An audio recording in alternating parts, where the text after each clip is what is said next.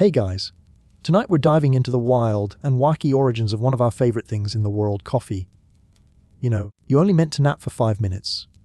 That drink that gets us through Monday mornings and keeps us going when the workday feels like it's never going to end? Yeah, that one. But before it became the global juggernaut we all know and love, you only meant to nap for 5 minutes. Coffee had a pretty strange start, and trust me, you're gonna love how it all began. Picture this way back in the day, before Starbucks and hipster coffee shops, coffee was just this little known, for 5 minutes, mysterious plant growing in the hills of Ethiopia. And who was the first person to stumble upon this little gem? A guy named Kaldi, a shepherd just doing his thing. You merely nap for 5 minutes, minding his own business with his little flock of goats. One day, Kaldi noticed something odd. His goats, who had been happily munching on everything in sight, as goats don't, started acting, well, you only meant to nap for 5, kinda crazy.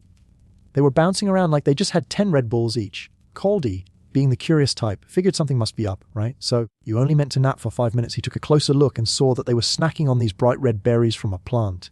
Now, Kaldi wasn't some sort of super scientist, but he was definitely intrigued. So, you only nap for 5 minutes. Like any curious human being, he tried the berries himself. And guess what? He didn't start bouncing around like a hyperactive goat. Instead, he felt more alert. Minutes, like someone had just injected a shot of energy into him. He was wide awake. And that, my friends, is where the journey of coffee began. He only napped for 5 minutes. Kaldi quickly realized that his little experiment might be the next big thing. Naturally, he didn't just keep this to himself. He went straight to the village and shared his discovery. But, of course, not everyone was sold on this magic berry thing. Imagine telling your friends, "Hey, try this thing I found. It makes you feel like you've had a full night's sleep, but in 15 minutes? Yeah, you only meant to nap for a little skeptical. But sure enough, some brave souls tried it. And the rest, as they say, is history. Word of this miraculous little berry spread like wildfire. Soon, you only to nap for 5 minutes. People were drinking it, and not just for the energy boost. It became a thing of cultural significance. But we're still early in the game to nap for 5 minutes, so let's see how this berry started to evolve and make its way to the rest of the world. So now we've got Kaldi and his goats enjoying their little secret, but the rest of the world, not so much. At first, coffee stayed pretty local in Ethiopia. You only nap for 5 minutes. People didn't exactly have a habit of traveling far and wide back then, especially when there weren't any direct flights from Abuja to Paris, am I right? But, as you can imagine, you only nap for 5 minutes. A good thing always finds its way out of the village.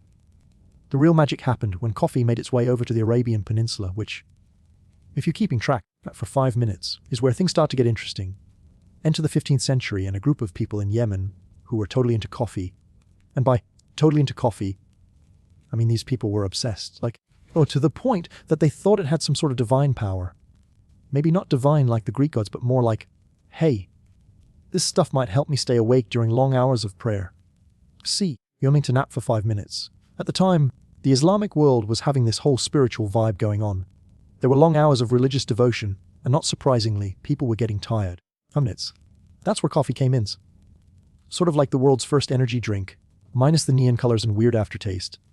People started drinking it to stay alert during religious ceremonies. You only meant to nap for 5 minutes. It wasn't about sipping something fancy at a cafe. It was about getting that mental clarity for deep spiritual reflection. And it wasn't just the regular folks who were all about it. You only to nap for 5 minutes. Even the scholars and mystics were downing cups of coffee, probably to fuel those long, meandering discussions on the nature of the universe. Nap for 5 minutes. I imagine they had a lot of opinions. These coffee drinking sessions became a cultural norm, and before long, people started gathering coffee houses to debate, philosophize. You only meant to nap for 5 minutes, and generally have a good time, because nothing gets the conversation flowing like caffeine, right? But as you might have guessed, not everyone was on board with this new beverage. There were, 5 minutes, the religious leader who weren't exactly thrilled about this caffeine craze. I mean, a nap for 5 minutes. If you were a priest or an imam in the 16th century and suddenly a bunch of people were hanging out in coffee shops, sipping on something that made them super alert, you might get a little uneasy. You'd only nap for 5 minutes. People were staying awake later into the night, having heated debates, and, let's be honest, probably making a little noise in the process. You only meant to nap for 5 minutes? Not exactly the kind of vibe a holy man wants going down in his neighborhood. So, of course the religious authorities tried to ban it. Imagine a world where your favorite drink is actually illegal. Koholyo only meant to nap for 5 minutes. Total bummer. Right, here's the kicker: the more the authorities tried to shut it down, the more people wanted to drink it. It was like the ultimate rebellious act to sip on that dark, rich brew while your local priest told you not to.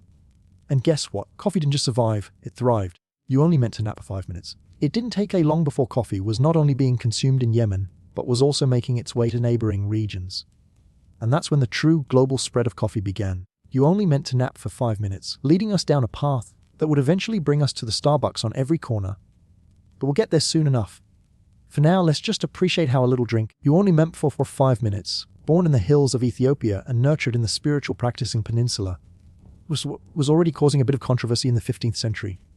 And as you'll see, this was just the beginning of coffee's wild journey. Now, I know what you're thinking. Okay, so coffee was a big deal in the Arabian Peninsula. But how does it go from being this niche religious drink to something we're all sipping at breakfast? Well, you only meant to nap for 5 minutes. That's where things get a bit more exciting, especially when the Europeans get involved. You see, in the 16th century, Europe was just itching to get its hands on everything the East had to offer. Nap for 5 minutes, from spices to silk to, yes, coffee. But the way coffee made its grand debut in Europe wasn't exactly the smooth, easy introduction you might expect. It was the Venetians, believe it or not, to nap for minutes, who first brought coffee to the Italian coast. And let me tell you, Italians and their coffee, that's a love story for the ages. But at first, coffee wasn't exactly a must-have item. Oh no, you meant to nap for 5 minutes. It was considered this exotic, somewhat mysterious drink that came from the other side of the world. Imagine trying to convince people in Venice that they're strange. You'd meant to nap for 5 minutes. Bitter liquid should be the next big thing when they were already perfectly happy with their wine and pasta. But hey, humans love new things, right? As word got around, you only meant to nap for 5 minutes. The rich and the elite in Italy started to get curious about this new beverage, particularly when it started to show up at the local markets. The people who could afford it began drinking coffee for 5 minutes, mostly for its stimulating effects. Hello, energy boost! And it didn't take long for coffee to become the drink of choice for intellectuals, philosophers, and, well, you only meant to nap for 5 minutes. Anyone who wanted to be perceived as cultured. Honestly, it was the equivalent of getting a craft beer at the latest trendy bar, but with a little more intellectual flair. You only meant to nap for 5 minutes. By the time the coffee craze hit France, things were really starting to heat up. France, being France, didn't just sip coffee, they practically threw a party for it. 5 minutes. Louis Saivy's court was all about showing off their coffee, drinking habits, and naturally, the rest of Europe followed suit.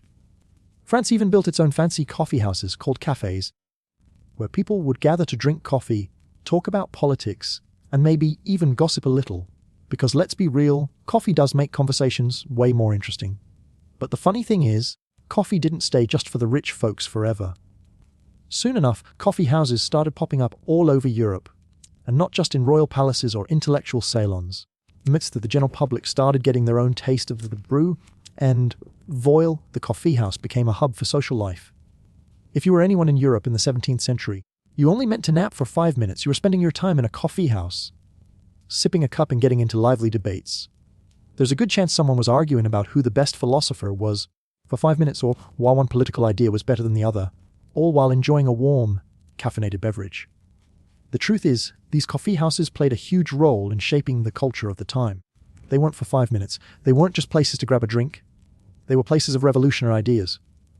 Imagine it, a bunch of people with caffeine-fueled brains discussing everything from science and philosophy to, well, you only meant to nap for 5 minutes. Probably some juicy gossip.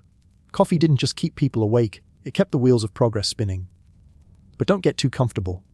This isn't the whole story of coffee's rise to fame. You only meant to nap for 5 minutes. Coffee's journey had more bumps ahead, and let's just say, not everyone was thrilled about this new drink taking over Europe. But for now, you only meant to nap for 5 minutes. Let's enjoy the fact that coffee is becoming this intellectual social staple. The rest of Europe had gotten the message. You only cop for 5 minutes. And the coffee house culture was starting to look a lot like the global trend we know today. You only meant to nap for 5 minutes. Alright, now we've seen how coffee went from this mysterious little drink in Yemen to becoming the toast of Europe. But, like any good story, there's always a plot twist. And for coffee, you only meant to nap for 5 minutes. It came with a little thing called a ban, I know. Right? After all the excitement of coffee spreading through Italy and France, you'd think nothing could stop the caffeine craze. But oh no, you only meant to nap for 5 minutes. There was one group of people who were not having it, the religious leaders. I mean, can you imagine? You've got all these people chugging coffee, talking politics and philosophy. You only do nap for 5 minutes. And generally being super alert, and the religious authorities were like, oh, guys, there's a problem. It all started in Mecca around the 16th century. Imagine being in a city full of intellectuals, merchants, and, yep, you guessed it, coffee drinkers. People were hanging out in coffee houses, discussing the latest ideas, and making some serious noise. You only even nap for 5 minutes. Now, we've already talked about how coffee helped people stay awake during long religious ceremonies, but some religious leaders began to see coffee as a threat. Why? Because it was being consumed in public spaces where ideas were being exchanged, often loud and controversial ones. Basically, the coffee house became a place of too much thinking, too much discussion for 5 minutes, and too much freedom of expression. If you're a religious leader worried about too many new ideas getting tossed around, coffee is the last thing you want people sipping on. It's like offering them a giant mug of revolution. So, in a move that could only be described as epic, the religious leaders in Mecca decided to ban coffee. That's right, banned. You only meant to nap for 5 minutes. Imagine having your favorite drink outlawed and being told you couldn't sip your way through the day anymore. Can you picture it? Coffee lovers shaking their fists at the sky. You only meant for nap for 5 minutes. Demanding their precious drink back. People were outraged, but of course, as with anything that's banned, it only made them want it more. It wasn't long before the ban was lifted. You only meant to nap for 5 minutes. But the fact that coffee was so controversial just goes to show how powerful this little drink had become. But here's where it gets even more interesting. You only meant to nap for 5 minutes. Even though coffee was banned in certain places, it was also making its way around the globe. Europe, for example, wasn't exactly keen on being told what they could and couldn't drink. So, you only meant to nap for 5 minutes, while coffee was being restricted in the Middle East. European coffee houses were popping up left and right. I mean, these places were practically exploding with coffee-fueled activity. Nap for 5 minutes. They became the cultural hubs of the day, places to hang out, chat, argue about the state of the world, and generally just be part of the social scene. But back to the religious bans for a second. It wasn't just Mecca. Other places around the world started to look at coffee suspiciously. In fact, you only need a nap for 5 minutes. Pope Clement III got involved when coffee was being considered by some the devil's drink. The story goes that the Pope, not one to shy away from controversy, decided civil drink himself. He sipped it and, surprise, loved it. He was so impressed that he declared, "This drink is so delicious, it would be a sin to let only the heathens enjoy it." And that, folks, is how coffee went from being a dangerous, banned substance to being officially blessed by the Pope. What about my fucking heart? A meter of 5 minutes, banned as upon turnaround, right? What was the potential would be drink of the masses? From that moment on, coffee was pretty much untouchable. You couldn't stop. You only meant to nap for 5 minutes. You couldn't ban it. And you definitely couldn't ignore it. This was just the beginning of coffee's global domination, and now it was on a course that would only get bigger, bolder, and let's be honest, more caffeinated. By now, coffee had found its way into the heart of European culture, but not without its fair share of drama. Sure, Pope Clement V had given his blessing. You only meant to nap for 5 minutes. But that didn't mean everyone was on board with this whole coffeehouse trend. No, my friend, coffee was still a bit of a rebellious drink. It was loud, it was bold, or 5 minutes. And, most importantly, it was different. But that's what made it so appealing. So when coffee was finally accepted in Europe, it didn't just enter quietly. It exploded. You only meant to nap for 5 minutes. Let's take a moment to appreciate what was going on in the 17th century. Europe was in the middle of an intellectual and social revolution. Think about it, science was making strides. You only need to nap for 5 minutes. People were starting to question authority, and society was changing. So, it's no wonder that coffee houses became the epicenter of this shift. And I'm not talking about your cozy little cafes with soft jazz music playing in the background. No. These were places of serious business. Coffee houses were where people came to talk, to debate, to challenge the status quo. Imagine walking into a coffee house in London, Paris, or Amsterdam in the 1600s. The air is thick with smoke. The chatter is non-stop. You only meant to nap for 5 minutes. And the aroma of fresh coffee is everywhere. You've got philosophers in one corner, artists in another, and the latest political schemers huddled around tables with maps and papers. You only meant to nap for 5 minutes, discussing their next big move. Coffee wasn't just a drink. It was fuel for the mind. And these coffee houses were the breeding grounds for new ideas.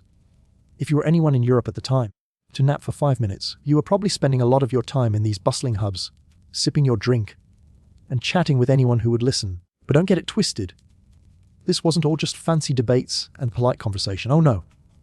Coffee houses were where revolutions were plotted. You only need to nap for 5 minutes. You had people like John Locke and Voltaire hanging out in these places, tossing around ideas that would shape modern philosophy. Political factions were formed over cups of coffee. It was like a giant, you nap for 5 minutes, caffeinated melting pot of ideas, and not always peaceful ones. Sometimes these places got heated, and not just because of the caffeine. But here's the kicker. These coffee houses weren't just limited to intellectuals and political figures, nope. Even the common folk, the working class, got in on the action. This was a place where everyone, you only meant to nap for 5 minutes, from the high-born to the lowly tradesman, could come together over a cup of coffee and feel like they were part of something important. You only meant to nap for 5 minutes. And let's face it, nothing makes you feel important like sipping a drink that's the talk of the town. And just when you thought it couldn't get any more exciting, you only need to nap for 5 minutes. Coffee houses in Europe started taking on a life of their own. They weren't just about the drink anymore. They were about the culture that surrounded it. You could have a drink, sure, but you could also catch up on the latest news, gossip, or even politics. Some coffee houses even started offering newspapers, which was a big deal back then. So, you only meant to nap for 5 minutes. Coffee houses weren't just fueling your body, they were fueling your mind and keeping you in the loop with what was going on in the world. You only meant to nap for 5 minutes. And as much as these coffee houses were creating intellectual hubs, they also became places where people let loose. I mean, when you've been sitting around drinking coffee for hours, you only meant to nap for 5 minutes. Debating the meaning of life, what do you do next? You've got to get out and stretch your legs, right? Well, that's where things could get a little wild. The more coffee that was consumed, you only meant to nap for 5 minutes. The more lively the debates, and sometimes even the arguments, became. Let's be real, nothing good comes from too much caffeine and a bunch of opinionated people. You only need the 5 minutes. So while coffee houses were becoming these epicenter of new ideas, they were also growing into something far beyond just a place to get your morning fix. They became a social institution, a melting pot of ideas and people, and, let's be honest, some chaotic, caffeine-fueled energy. 5 minutes. So, at this point, you've got coffee taking over Europe with its caffeinated influence spreading like wildfire.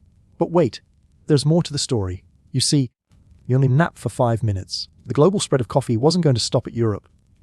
Oh no, it was just getting started. The next big move. Coffee was about to make its way across the Atlantic. You only meant to nap for 5 minutes.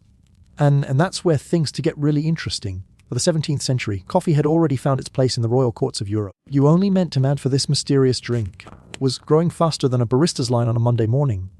The French, Italians, and Dutch were all in on the game. But as you can probably guess, you only meant to nap for 5 minutes. Demand for coffee meant that someone had to start growing it. And that's where the whole colonial empire thing came into play.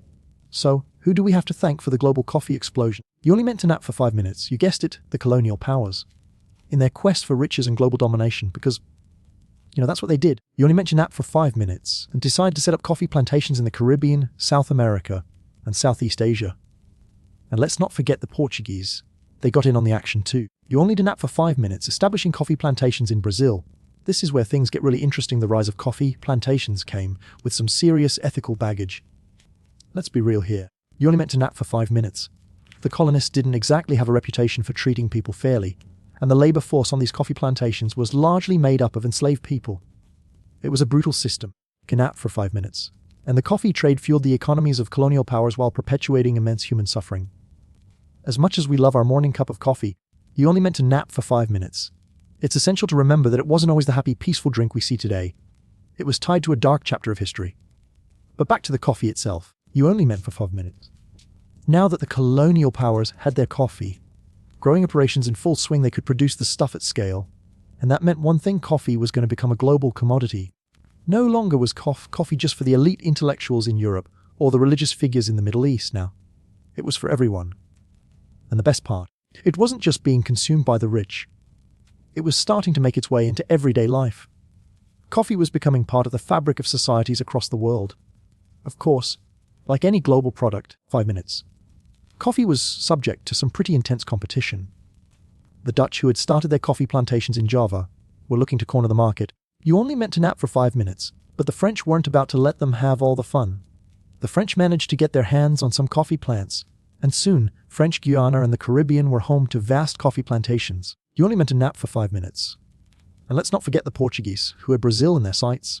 So as coffee spread across the globe, so did the rivalry between these European powers. You only meant to nap for 5 minutes. It wasn't just about who could grow the best coffee. It was about who could dominate the market and reap the profits. And of course, you only meant to nap for 5 minutes. This whole coffee war was happening at the same time that the transatlantic slave trade was in full swing, which meant that the stakes were high, and the human cost was even higher. You only meant to nap for 5 minutes. But in the midst, coffee started to become something more than just a drink. It was part of the economic engine of colonial powers, and it started influencing trade routes, economies. You only nap for 5 minutes, and even the way people thought about social class. As coffee became more widely available, it became a symbol of sophistication. You're meant to nap for 5 minutes, a must-have for anyone who wanted to be seen as part of the intellectual elite or the socially aware crowd. To nap for 5 minutes. It wasn't just about getting a caffeine fix anymore, it was about signaling your place in society. So, from the courts of Europe to the plantations of the New World, coffee was well on its way to becoming a truly global phenomenon. But as we all know, things were never as simple as they seemed. Coffee was about to face some serious challenges. Because for 5 minutes, nothing ever goes smoothly in history, right? Either 5 minutes. By the time coffee had firmly planted its roots across the globe, it wasn't just a drink, it was a force. But as with all things that become wildly popular, coffee faced a few bumps along the way. It wasn't all smooth sailing, and these bumps weren't just about how to brew the perfect cup. Oh no, coffee had to contend with changing trade routes, shifting global powers, and, of course, the rise of new competition. But coffee's place in history was already solidified. It had become more than just a drink. It was a symbol of culture, commerce, and even resistance. Let's talk about the rise of coffee in the Americas, particularly in the United States. By the 18th century, coffee had fully replaced tea as the drink of choice in the colonies, especially after the Boston Tea Party. In 1773, a group of American colonists famously threw tea into the Boston Harbor to protest British taxation. And in the aftermath, coffee became a patriotic alternative. The colonial spirit, you only meant to nap for 5 minutes, tied to rebellion and self-reliance, aligned prickly with coffee, a drink that was seen as bold, strong, and invigorating. It wasn't just about caffeine anymore. It was about making a statement. You only meant to nap for 5 minutes. Coffee, for the first time, wasn't just the drink of European elites. It was the drink of revolutionaries, thinkers, and everyday folks looking for a way to challenge the status quo. You only meant to nap for 5 minutes. Let's be honest, the coffee houses of the 18th century were kind of like the coffee houses of today, places where people came together, share ideas, and make history. Whether it was in Paris, nap for 5 minutes, New York, or London, coffee houses became the hubs of political and intellectual discourse. In the US, places like the Green Dragon Tavern in Boston became the birthplace of revolutionary ideas. You only meant to nap for 5 minutes. The coffee house wasn't just a place for a quick caffeine fix, it was a meeting point for freedom fighters, thinkers, and some seriously influential people for 5 minutes. But while coffee was busy fueling the American Revolution, it also faced another, more industrial challenge. As the 19th century rolled around, coffee was about to undergo a major transformation. Only meant to nap for 5 minutes. The rise of industrialization meant that coffee production had to shift, and with it came the need for larger-scale operation. That's when we start seeing the rise of instant coffee. Yeah, 5 minutes, instant coffee made its debut in the late 1800s, and it quickly became the drink of the masses. It was cheaper, quicker, and more accessible, which meant that anyone, yes, anyone, could enjoy a cup of coffee, no matter how busy or poor they were. The convenience factor was a game changer, and instant coffee became a staple of both working class and military life. To nap for 5 minutes, especially during World War and World War II. At this point, coffee was no longer just a drink for intellectuals and revolutionaries. It was a global phenomenon that was touching every part of life. You only meant to nap for 5 minutes. Whether you were a soldier in the trenches, a businessman in New York, or a farmer in Brazil, coffee had become something you could rely on to get through the day. You only meant to nap for 5 minutes, and that's when things started to get even more exciting. Coffee culture as we know it today began to emerge. In the mid-20th century, something new started to happen. You only meant to nap minutes. Coffee wasn't a drink you made at home or bought at a corner shop. It started to become an experience. The rise of cafes and the concept of third-wave coffee came to life. You only meant to nap for 5 minutes. This movement was all about quality, craft, and the celebration of coffee as an artisanal product. It wasn't enough to just brew a cup of coffee anymore. You had to brew it right. You only meant to nap for 5 minutes, and that's when coffee began its transition from something you simply drank into something you appreciated, much like fine wine or craft beer. The demand for ethically sourced beans, for 5 minutes, the rise of single-origin coffee, and the explosion of specialty roasts marked a new chapter in coffee's rich history. You only meant to nap for 5 minutes. What was once a drink of the elite and rebels became an everyday pleasure for the masses, but with a new twist.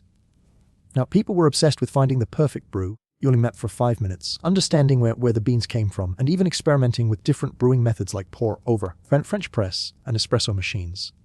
Coffee had become a hobby, a lifestyle, and, for some, a form of self-expression. As we moved into the 21st century, coffee culture exploded like never before. The rise of chain coffee shops, like Starbucks, made coffee more accessible than ever. You only meant to nap for 5 minutes, and it became originals around the world. Whether it was grabbing a latte on your way to work or sitting down to savor a flat white with friends, coffee became a social experience. You only nap for 5 minutes, a way of connecting with others and an essential part of daily life. And let's not forget the global reach of coffee. Coffee producing countries in Africa, Central and South America, and Asia 5 minutes, and Asia found themselves playing a major role in global trade. The relationships between coffee producers, distributors, and consumers grew even more complex, and the ethical considerations surrounding coffee production, such as fair trade and sustainability, became more important than ever. So, here we are today. Coffee is no longer just a drink. 5 minutes. It's a cultural force and a global community. From its humble beginnings in Ethiopia to its place as one of the most widely consumed beverages in the world, you only meant to nap for 5 minutes. Coffee has been through a lot. And while it's still evolving, one thing is for sure, it's here to stay. Coffee has come a long way, but it hasn't lost its power to bring people together. You only meant to nap for spark conversations and fuel the human drive for creativity, productivity, and maybe a little bit of rebellion.